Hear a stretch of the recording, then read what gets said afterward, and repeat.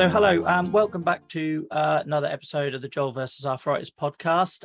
We're here live at the time of recording this on the Chronic Pain Club on a Sunday night on my Twitch channel, which is twitch.tv/Joel versus Arthritis. I'm delighted to be joined by Emma Townley, who describes herself as mental health, chronic illness and disability advocate, blogger and content creator, and just all-round amazing person that I've been following on social media for about the last year or two, doing amazing things in the psoriatic disease, psoriasis sort of awareness space. And essentially we're here to have a conversation because it's Psoriasis Awareness Month, not to be confused with World Psoriasis Day at the end of October. And basically it seemed like a good opportunity to talk about psoriatic arthritis specifically, because a lot of the coverage that tends to happen around PSA, as it's shortened to, focuses on like rashes and everything. So tonight's conversation will be around the bigger picture of living with psoriatic disease. So before we get into that too much, Emma, welcome. I hope you're well. Yeah, just about. Thank you so much for joining us, because I understand that you're struggling a little bit from your COVID boosters. So do you want to tell us a little bit? You feeling well enough and everything? Yeah, I had my fifth jab yesterday. I think you're on your fifth now as well. Getting I am. Our badges in there. And it was a completely new one. So it was Moderna this time. Exactly the same as I had. Yeah. So haven't had that one before. Figured I might be okay. Towards the end of yesterday, felt like I'd basically been hit by a bus. And I thought, sure, I'll be fine. Oh, my days this morning. And I was so determined not to let you down. I will do this tonight. I don't care what happens. So I've basically, from when I last messaged you, I don't know, 9ish this morning, maybe. I slept until 1, which seemed to help a bit, but I have a feeling I won't appreciate it tonight when I need to sleep. And the heat hits me. Firstly, on behalf of everyone, thank you so much. Please don't feel like you have to. Like I say, if you do need to take a break, then we certainly can. And it's a very similar experience for me. So I'd had 4 Pfizers up until that point, and then I had the Moderna, and I had a really bad week, which I'm not going to talk about because I realise you're on day 1 and you don't need to hear how that works out. Yeah, you just don't. So I suppose on that point, and thank you for your commitment. I'm sure everyone at home watching this is grateful as well. And like I say, for anyone listening, guys, if we do change plans and everything, either on Twitch or the podcast, same reason I don't commit to an episode every single month, like religiously, because we're a chronic illness stream and podcast, and we have to cancel occasionally. And if we didn't do that, we wouldn't be setting very good examples for the people we're appealing to. So thank you, Emma. And like I say, if you do need a break, that's absolutely fine. No, I do appreciate it this morning when you said, if you can't do it, don't. But no, I'm a very stubborn person at times, so I was like, I will do it. as chronic illness folk tend to be. But I suppose whilst we're on the topic, I appreciate we haven't gone into anything sort of regarding your background, but is there anything you want to sort of give us a bit of an indication of how the pandemic impacted your long-term health condition? Yeah, so it was one of those unfortunate timing things, really, because I was only diagnosed with PSA, psoriatic arthritis, towards the end of 2018. So most of the start of 2019 was trying to work out the severity and how bad it might become and how I was dealing with it, and also myself just trying to get my head around it. And then it was at this I think it was February 2020, that's when they decided to put me on methotrexate. And I thought, okay, we'll give it a go. We'll see what happens. And then being told it's an immunosuppressant, so you have to be a lot more careful when it comes to picking up bugs and everything. And I thought, it'll be fine. And then a month later, we're in lockdown. And I'm suddenly getting these messages and letters through the post of, you're high risk, you have to shield, and basically, if you get it, you're screwed. So I have health anxiety at the best of times, but from that point, it just skyrocketed. And I was just kind of in this state of, do I carry on taking this medication, or because, you know, in my head at the time, and I think most people's heads, because it was still March and we thought we were going to be in lockdown for 4 weeks. And I thought, oh, it will be short-lived, it'll be fine. Here we are, 2022, still trying to get our heads around it. So yeah, it was terrifying, really, really terrifying. And then the flip side of it as well was, of course, I thought, okay, I have to go and get regular blood tests.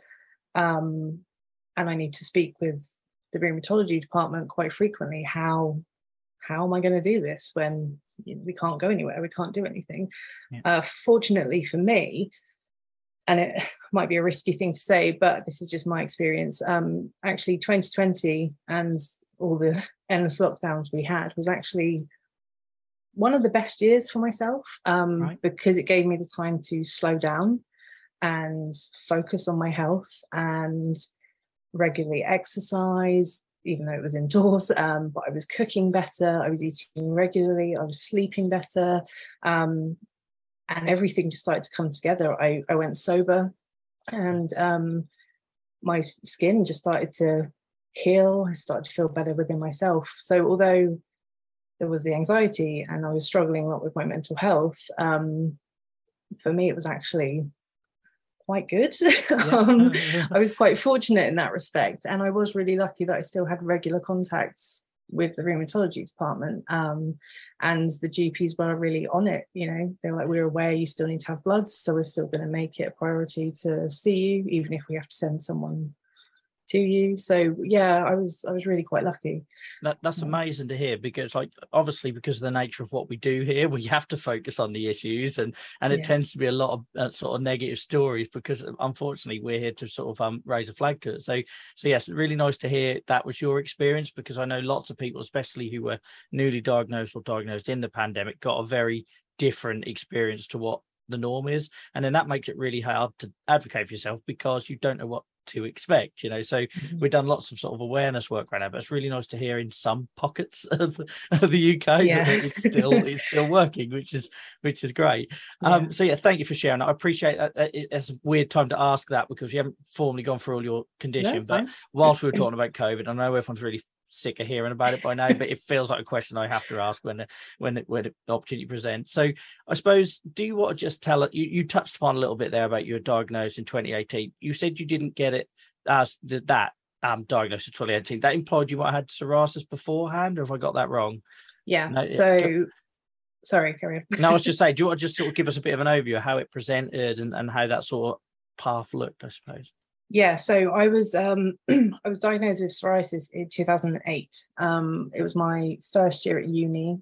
I was living in halls, and I came up with this rash on my arm, and my brain, health anxiety, just automatically went, I have meningitis, I'm really ill, and this is awful. You know, sat there in my bathroom doing the glass test and everything. I was like, oh, it's not doing the usual thing, doing the glass test. Messaged my mum crying.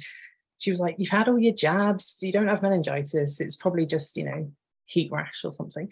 Went to the doctors.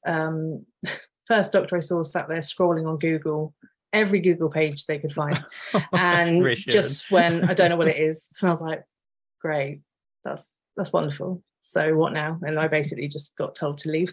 Went to see my home GP. As soon as I walked in the door, he went, oh, you have psoriasis. And I was like, cool. And I didn't know what it was. I just went, okay, it's some skin thing, but okay. And it wasn't until it got so severe that I was head to toe. And I just went, surely this isn't good. This isn't a good thing. Went through, you know, got referred to dermatology, same old thing of here's some cream, try that. But all right. Wasn't working. Then started having UVB light therapy, worked wonders, absolutely amazing. But then within about a month of stopping it, just came back 10 times worse, absolutely awful. So I went through UVB 3 times, same thing happened every time. And I just kind of got to the point where I was like, this is just ridiculous. It's then when I started my blog and started looking at diet, lifestyle, do's and don'ts that you kind of find online. nothing was really helping. But I pushed through. I kept trying anything and everything I could. But I noticed as it was going on, and when my flares, the skin flares were reducing, I had incredible pain, well, constantly, really, mostly in the places where I had the psoriasis the worst. So my knees and stuff and lower back. And I just thought, this is strange. I don't understand. Like, I'm not an overly active person, not as much as I used to be anyway. And I just put it down to just, not having a decent enough lifestyle. And then I heard about psoriatic arthritis and thought, okay, that makes a bit more sense. When I started getting like the sausage fingers, my nails were pitted, and I was just getting all these other kind of signs and symptoms. And I went to my GP and I said, look, can you refer me to rheumatology? Might as well try, see, find out. And I went for an initial appointment, and they ran all the tests, even did a ultrasound on my wrist, which was really surreal, but yeah. And they said, you're definitely on the cusp of having it, but it's not severe enough for us to give you an official diagnosis.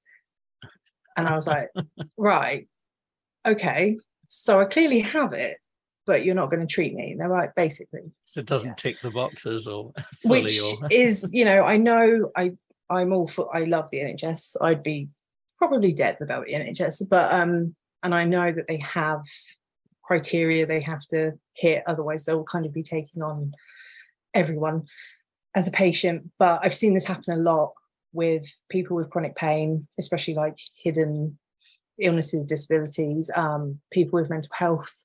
It happens a lot with within like the eating disorder departments of, you're not sick enough, so we can't do anything. And it's heartbreaking. It happens so often. But yeah, so I went back the year after and I was like, look, I'm in a lot of pain. Something's not going on here.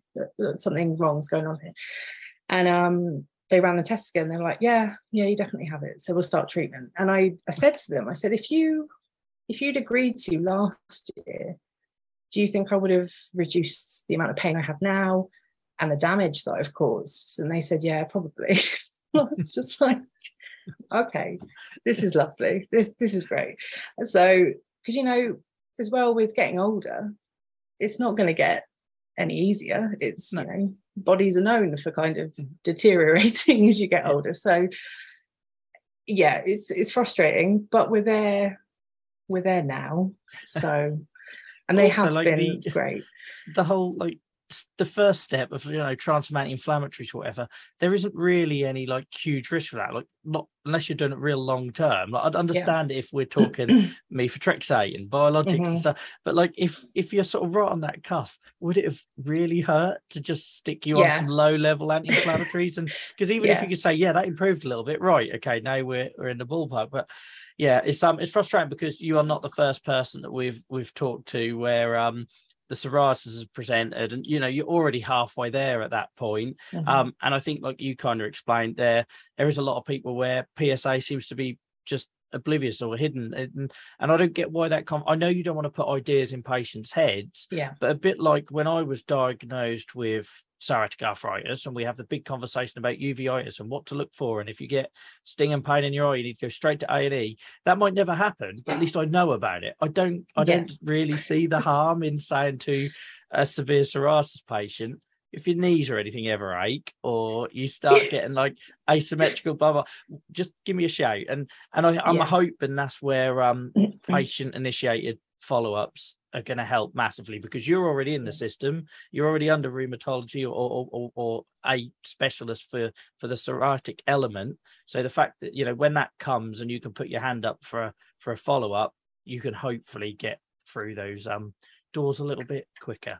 I mean, well, because like you said about with the anti-inflammatories, I mean, because there was that year gap and then I got the diagnosis, I didn't even get that. So we went straight from you're on the cusp to, okay, it's really bad, let's put you on methotrexate.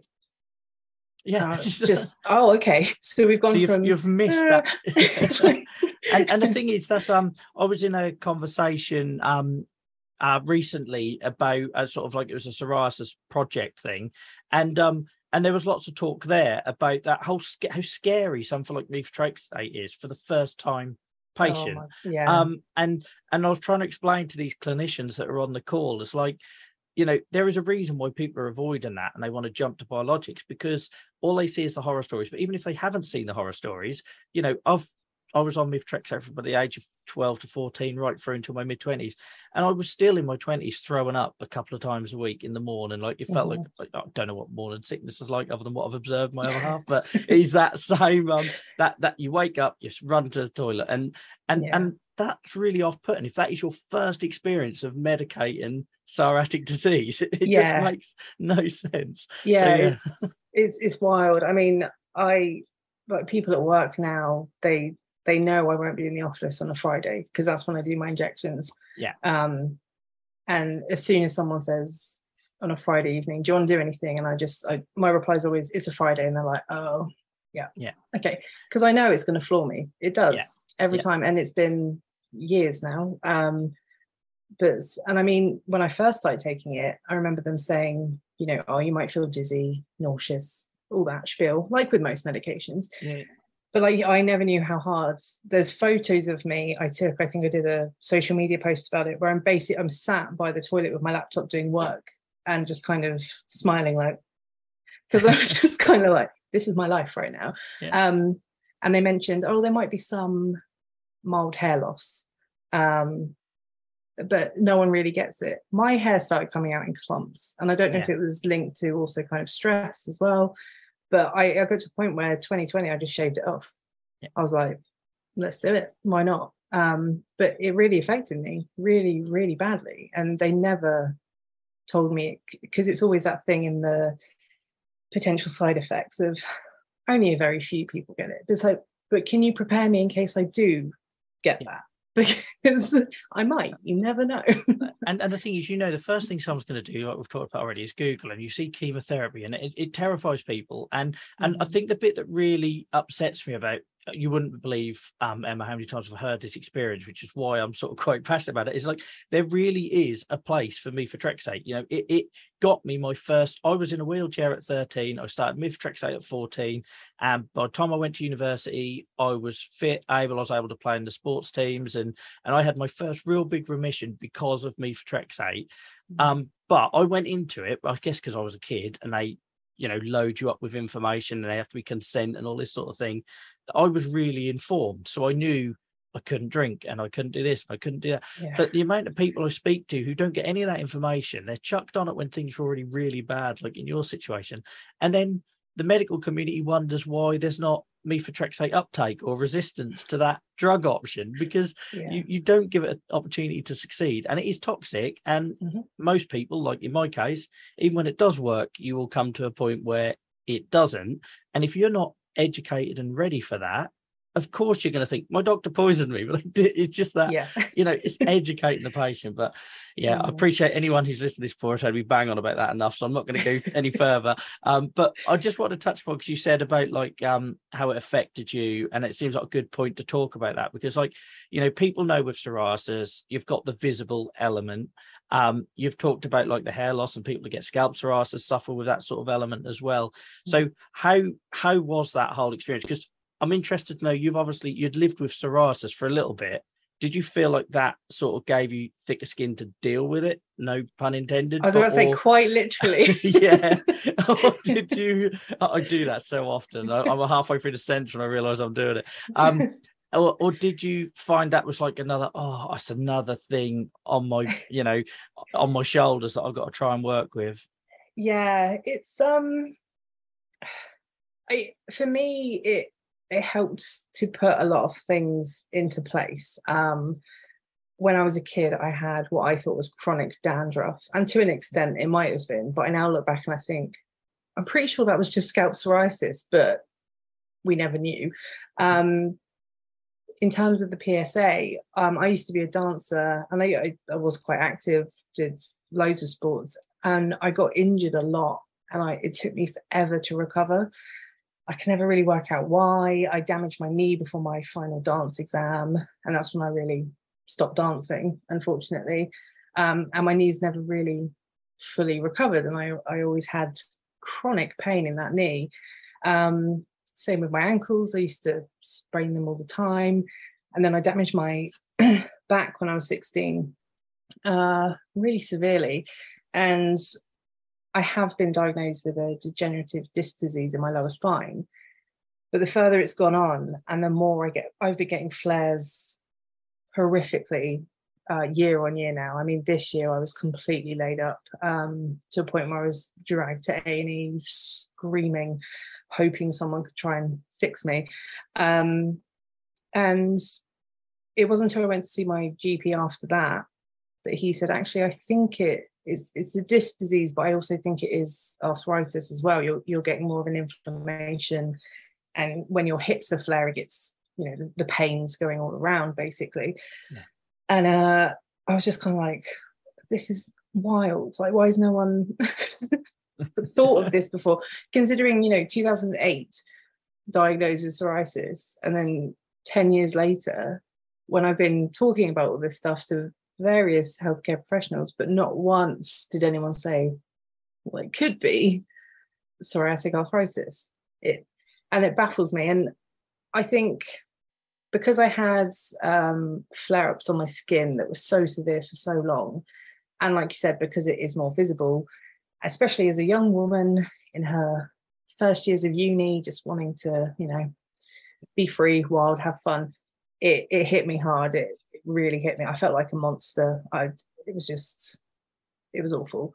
And then add on the pain of it, and, you know, just the fatigue as well, the stuff that people don't talk about, all the added stuff, the, you know, feeling like you have a fever constantly, but you're cold. Well, no, like, it's like if I sit in the sun, I feel cold, but I know I'm hot. And it's like the temperature fluctuations are just, so that's why I'm really struggling in this heat right now. It's just ridiculous. But I feel like because now I'm on the medication, luckily for now, and hopefully for a while, this is the clearest my skin has been since 2008. I mean, I've still got, you know, signs of psoriasis, but only in March this was bright red all the way down. I couldn't really move my arms. So for me, I'm like, this is pretty impressive. This is great. But now I'm noticing the pain internally a lot more, because I think I was so aware of how painful my skin was that it took away from everything that was happening inside. Yeah. So now I'm more aware of that. And yeah, when it does get to days where I can barely walk or just lift something up, I'm just suddenly like, okay, so I'm on all this medication. How much more do I have to do? Like, how is this going to get worse? How much more I'm going to have to do to... It's not knowing, isn't it? It's like you can't plan for anything. And I'm interested to ask you, like, how did you find out? Because you've done it the other way around, in that I often talk about when I got psoriasis in my mid-20s. Like, I had rashes through my teenage years. I just didn't make a big enough thing about it, and they were in embarrassing places for a teenage boy. And I almost felt a bit of relief in my mid-20s when I suddenly was covered in rashes, because it was like, look, this is my autoimmune process live in action, and you can now all see it for all the years that I've had to prove my pain to people, because I don't traditionally swell. I know other people do. If I'm going to swell anywhere, it's like my fingers and toes, typical psoriatic disease. So how was that for you, that going from having a very visible long-term health condition to then the psoriatic arthritis bit, which is in the joints and not always so visible?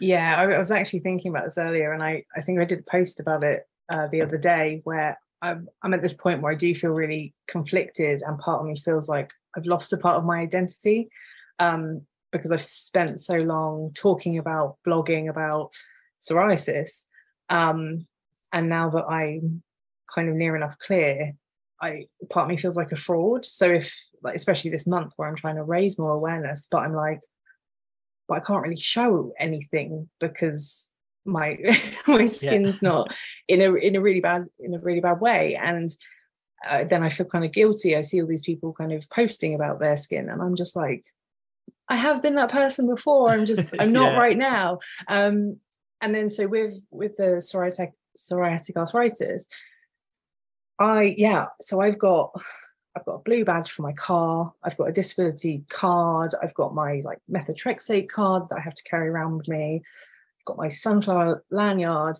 all of which tend to just sit in my bag. They're kind of like my emergency. Yeah. If I need them, they're there. Some weeks I'll need to use walking sticks. Some weeks I'll need to use crutches, depends on the severity. But I feel like they're the only times people take me seriously is if I visibly have a walking aid with me. And even then, people won't take me seriously because they think that old line of, you're too young to have anything wrong with them. Go away. Or, is it part of a costume? Because I buy Neo walk sticks and they're really fancy and, like they do look like they could be part of a costume. It's not until I use crutches where people then take me seriously because they think, well, that's a medical device, therefore something must be wrong. And because it's crutches, it's like, oh, maybe they've sprained their ankle or they've just had an operation. And that blows my mind because I have days where I tend to use the accessible or disabled toilets because my back can go like whenever it feels like it. So knowing that I can hoist myself up or I can press a button, because I have been stuck in a toilet before and it's terrifying, knowing I've got that around me makes me feel safer.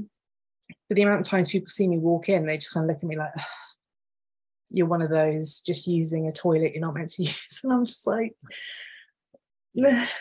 But if I walk in using a stick, they're like, oh, okay, that's fine.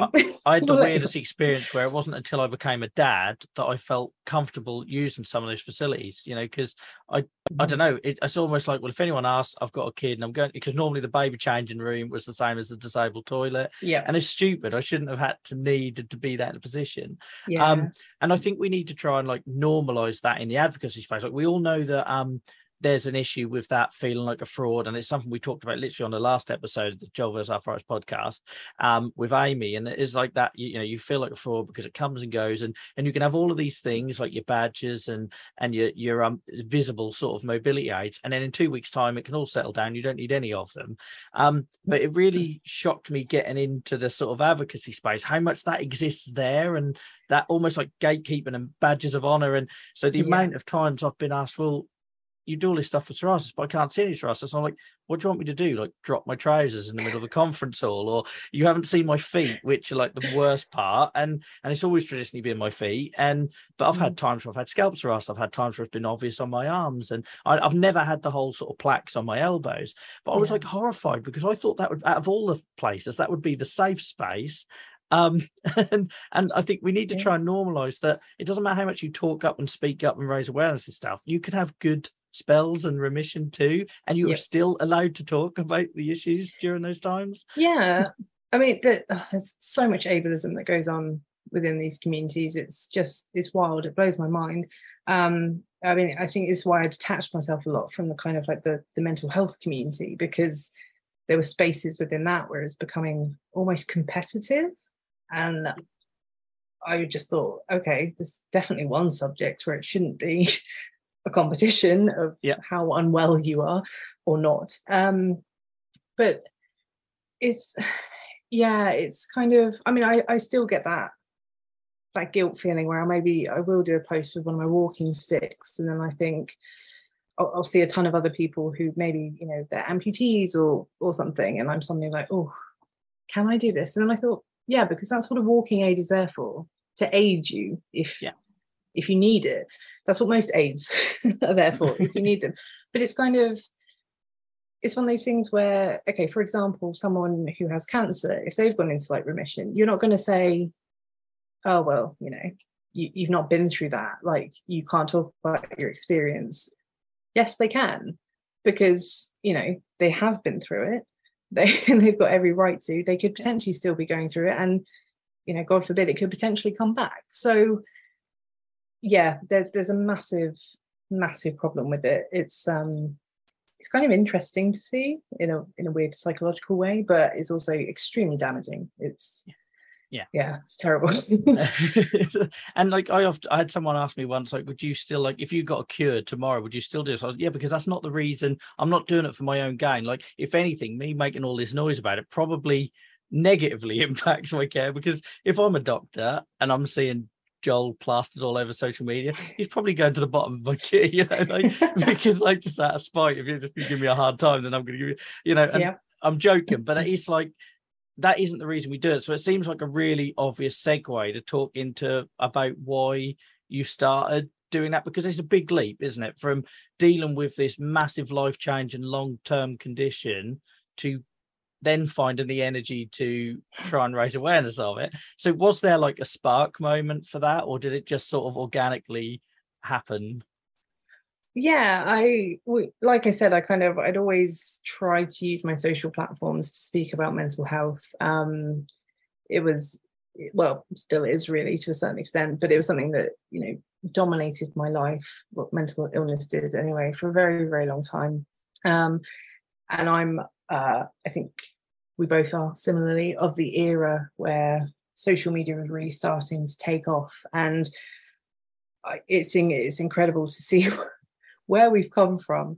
I was only speaking to someone about it the other day, how I'm still partly terrified of social media, but when I think back in the day, how it was people just tearing into one another, it was quite a scary place to be. But I used to use LiveJournal to blog all my thoughts and feelings.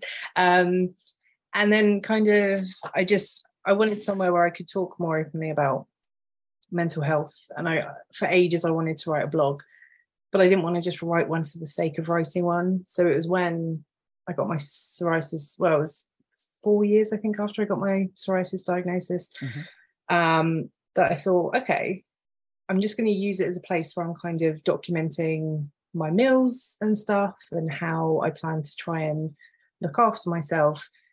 And then it just kind of, I saw more online. I kind of started talking to more people, and it became really getting invested in what psoriasis really is and learning about it and being more of a voice for people that potentially have just been diagnosed and don't know about it. And that intertwined again a lot with mental health, and started then trying to do more, you know, be more involved in campaigns, organisations, done a fair amount with Psoriasis UK and everything. And then, when I got the PSA diagnosis and like the treatment started amping up and everything, I was just like, okay, I'm trying to get my head around this. And I know people online are talking about it a lot. So I'm going to try and do as much as I can, but kind of, like you said, finding the energy. Well, I mean, for my job, I'm a content creator and work in social media anyway. So every day it's just content and social media, and it takes its toll. It really, really does. So I struggle a lot more these days to find the energy to do it. So I try and really focus on key dates or events that I know are coming up, instead of just posting for the sake of posting, which is what I used to do heavily, and it just became draining. And I think we all find that. We'll say so enthusiastically. I know I definitely did. And you tried to spread yourself so thin and answer every message, and the amount of times now I'll get sort of chased in my DMs, and I have to sort of like politely say, like, I'm not a medical professional anyway, but for every sort of minute I'm spending answering thousands of messages, it's less I'm achieving to sort of help change, you know, and sort of have to signpost people to those organisations like the Psoriasis Association where they can get that support. Because for me, I'm focused on that whole raise awareness to enact change. I can't be a support guy because I provide support groups and things, but I can't be a support guy because I can only talk my experience. I can't talk about everyone's. But I interested that you mentioned it there, but also I know from sort of following online, you talk a lot about mental health, and you know there isn't many of us that are linking the two and doing both. This might be a personal question, so feel free to dodge it. But like, was the mental health sort of awareness raising separate, or do you still see that very much as sort of entwined with the physical element, I suppose, of psoriasis? So it kind of all kicked off with the mental health side, because I struggled with my mental health from a very young age, and back in the day, it wasn't really spoken about. You know, we didn't have all these platforms to find information. Not always a good thing. There's a lot of very bad stuff online, but I didn't have all of that. And so as I got older and I learned more and I was more involved with it through work and everything, and I became a very, very open book. I just thought, I wish I had this when I was younger, because it would have helped with so many things.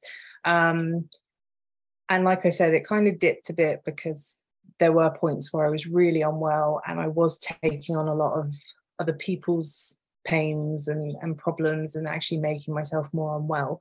And then again, there was stuff within the community that was a bit like, why is this happening? This shouldn't be happening.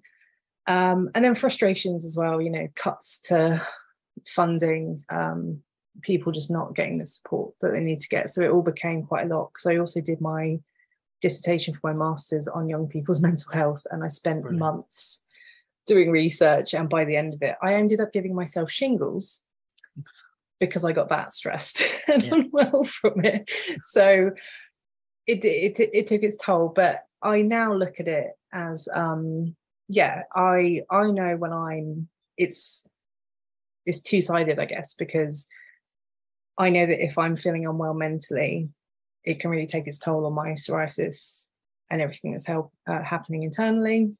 It can cause flare-ups, especially a lot of stress.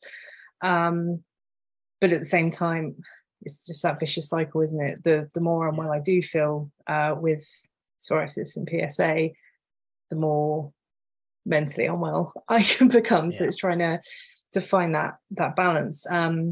For me, because from a young age, I struggled horrifically with body issues for many years. It's not until past few years that I've finally kind of got to a place where I'm okay in my own skin.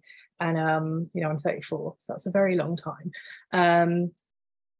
And that's where I kind of link it a lot more to the mental health now, the body confidence, the kind of speaking to yourself in a positive way, and understanding that,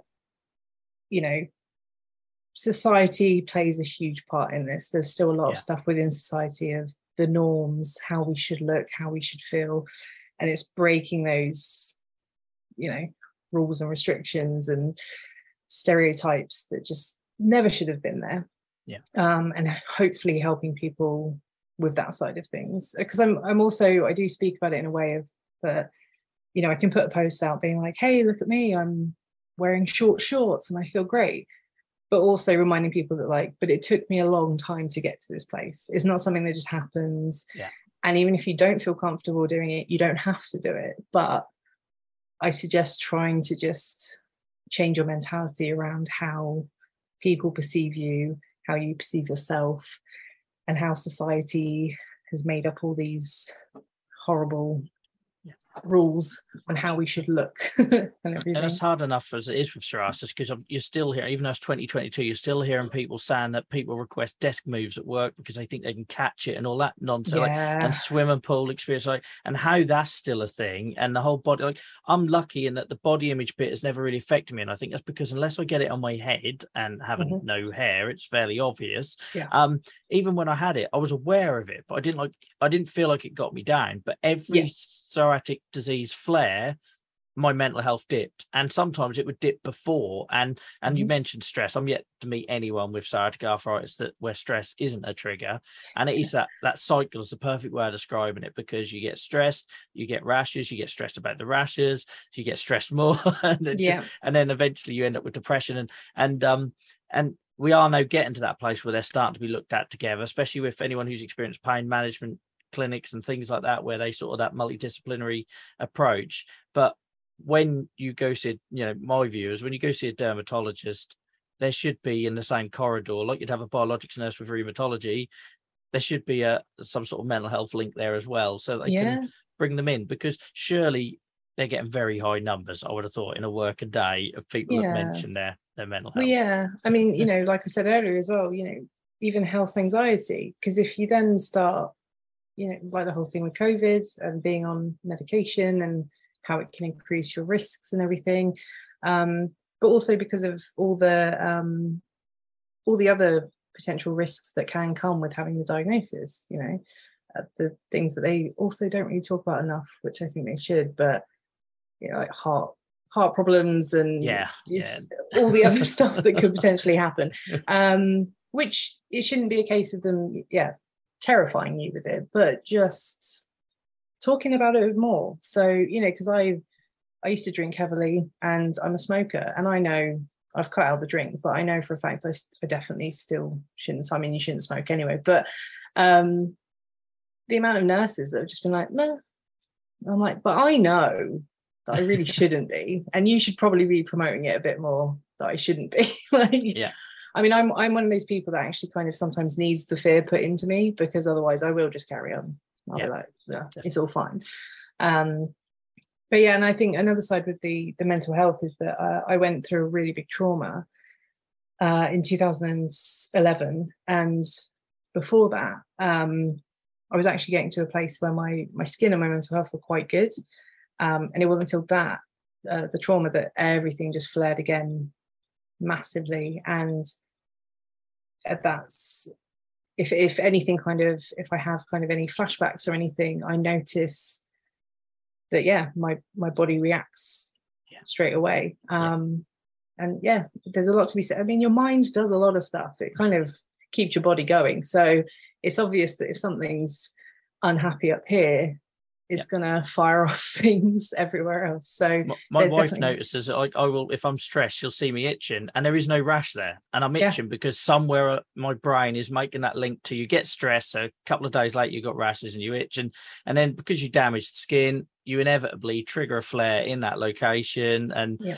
it is, you don't know you're doing it, but psychologically there's such a massive link. So and what you're talking about there, again, it comes back to that personalized education for the individual. And there will be we've all got those people in our lives, and sometimes painfully it tends to be people that are quite close to us that don't want to engage with the mental health conversation. Or I've been in a wheelchair as a kid, yet I still have areas of my support network, shall we say, where them conversations where I suddenly get back to losing mobility, it's difficult again.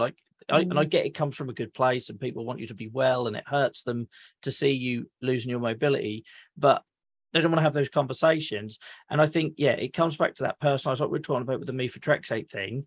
If people want to know, let's provide that and give them a platform and educate and have an outlet. But if they don't want to engage it, then that's fine, and you can carry on doing exactly what dermatologists and everyone are doing anyway. But to have that, okay, let me just bring in the therapist or whatever. Just for me, for anyone who's waving a red flag, and because everyone's different, that benchmark can change. I'd like to think that my doctor would, because I'm quite open, maybe it isn't a red flag when I say I've been really struggling with this and my sleep's been bad. But if I come in another day and I'm really quiet, or, whatever might be different for me, it would be nice if them levels were there, wouldn't it, for personalised care? Yeah, definitely. I mean, I know I've got a friend who's a PWP, so he works in mental health, and he's actually starting to do training which focuses on mental health support for people with chronic illness. And it's fantastic to see it's being rolled out in a few places, and it definitely should be a thing. Going back to the whole starting medication just before lockdown, I live on my own, so there were many times where I was genuinely terrified, because I was like, who do I talk to? I can't just ring up. I mean, I've got a number direct for rheumatology, but they don't want to hear about what's going on up here. They just want to know how my joints are doing, or how the medication is doing. Getting them to listen to the skin element of psoriatic disease, let alone the exactly.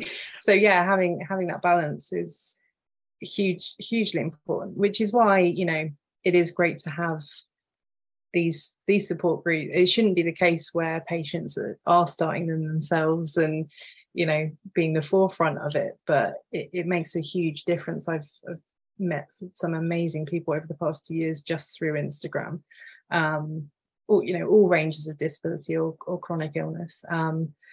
So that's been a lifeline, really. But like I said, that shouldn't be the case. No, it shouldn't. And you saw such a boom of that during the lockdown and everything, didn't you? Like, it was, I went from basically talking to myself to suddenly having an audience, mainly because when people took up bacon and so on and things like that, a load of people took to Instagram to have chronic illness. And there was good and bad sides to that, especially if people from day one were calling themselves advocates and maybe didn't have the basis to give that advice. But and unfortunately, I don't know about you, but I've definitely seen that all drop off. And I had like a real withdrawal thing go on earlier this year, where I was like, oh, okay, my post used to get hundreds of likes now. And it wasn't the likes bit that bothered me. It's the people I used to talk to every day as a support network, people I could name, and I could name their kids, even though I'd never met them because I knew so much about them. And now they're gone and the accounts are just closed. And I don't know, I really struggled with it. I don't know about you, or maybe it's just something I noticed. No, definitely. I think it was a really, I think, harsh transition because, everyone spoke highly about the new normal, and how magical everything was because everything had slowed down. And people were becoming a community all over the world and, sharing this kind of same pain. And then it was kind of made out that it would slowly go back to being how things were, but it didn't. It just became fast-paced, non-stop burnout lifestyle. I noticed it. I mean, I think that's why I got extremely ill the start of this year, because I went from occasionally going in the office, but it's still being kind of relaxed and slow, to basically near enough doing 5 times a day in the office again, and it just being like bam, bam, like just non-stop. And my body just went, no, what are you doing? And it really hit, and I struggle with it now. I don't know how we used to do it. I don't know why we're still pushing to do it now. And I feel the same.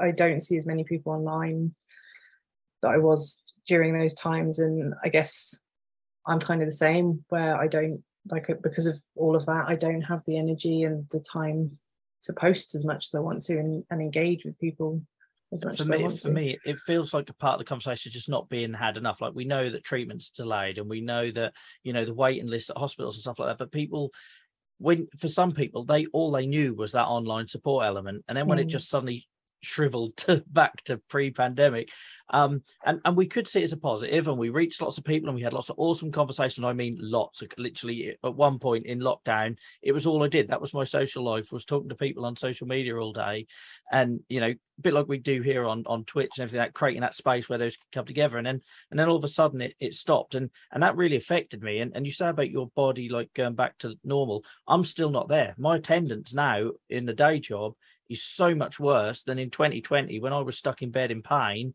because back then I had people I could talk to about it, and all of a sudden everyone's gone back to normal, and some of us are still sitting here like, oh, okay. And I haven't adjusted at all. I really haven't. And I think that's why I do so much of this stuff, because it's that filling the time, not having the empty head space to go downhill with mental health. So it's reassuring that I'm not the only one that's experienced. And I do.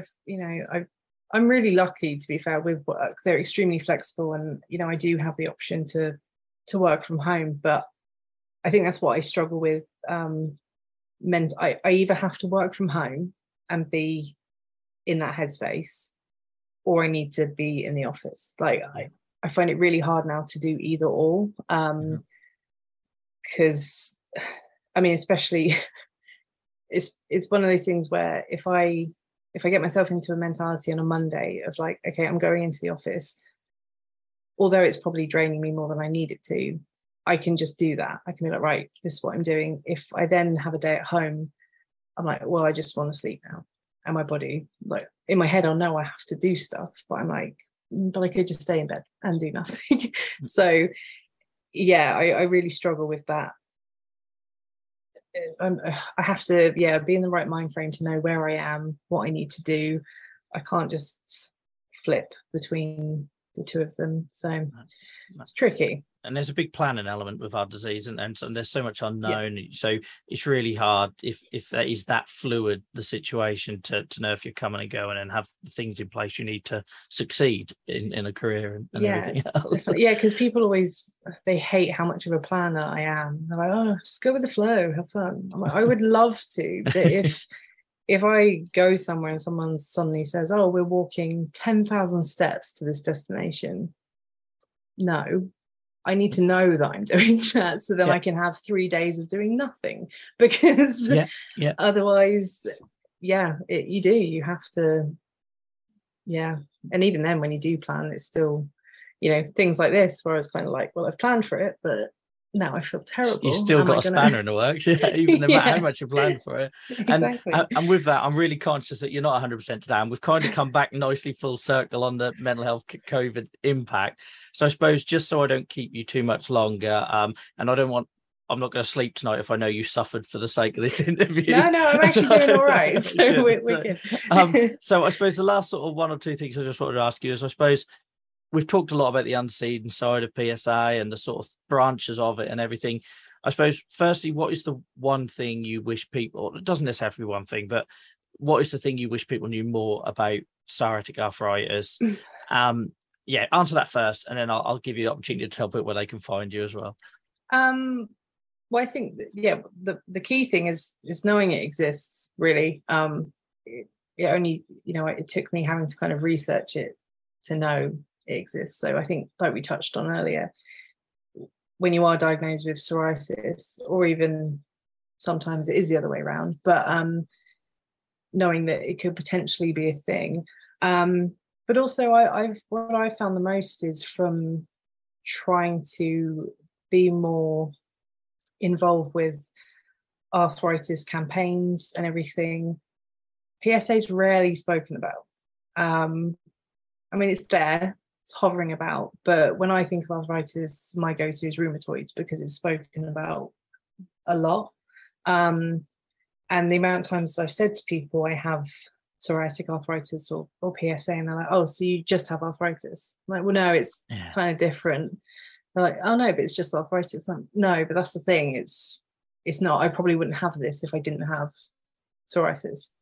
So it's one of those things that I think needs to be spoken about more. There's just a ton of education around it, really, and I know a lot of us are trying to get it out there, mostly on social media and stuff, but just even those ongoing things of, you're too young to have that. I know, like yourself, for example, you are someone who is diagnosed with so is it JIA? I always get it wrong. No, it's JIA. Yeah.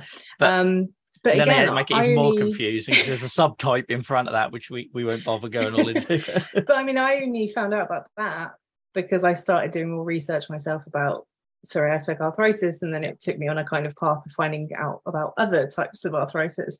So, and I'm not saying that everyone needs to know about every diagnosis in the world. No, but it'd be nice if I didn't get a message every single day asking me about my RA, because I've run out of ways to politely answer that, and it is literally every single day. And I think, because knowing that, I think you can also have kind of more than one type of arthritis as well.